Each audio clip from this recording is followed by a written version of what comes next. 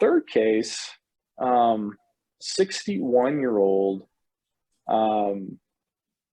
with cataracts, and he is a pastor, and he was all about the price. He was the guy that came in and said, "I only want my insurance is going to cover. That's all I want." And he led with that. Okay. Well, he's a minus 850 with 2.25 SIL.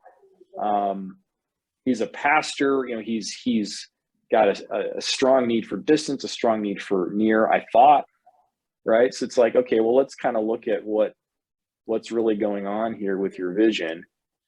And, you know, it confirmed what we thought. I mean, we said, you know, he's spending a good half his time at distance and the other half the time at near, and he's doing a combination of points at near.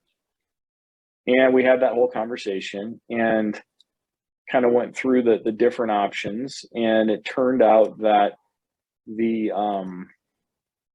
trifocals seemed to fill in the distances for him. He was very concerned about having both eyes the same because he just had fears about monovision and depth perception and things. We said, okay, fine, they can be the same.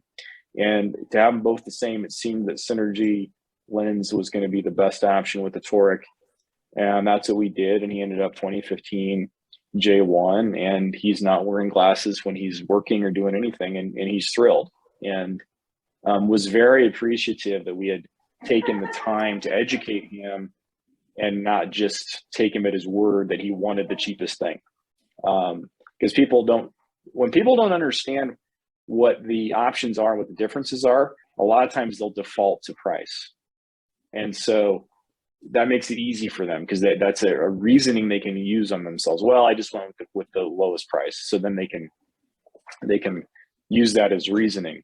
But if you can demonstrate the value in the different price points, then suddenly they can't use the cheapest thing as their justification anymore. So it's pretty interesting how that works.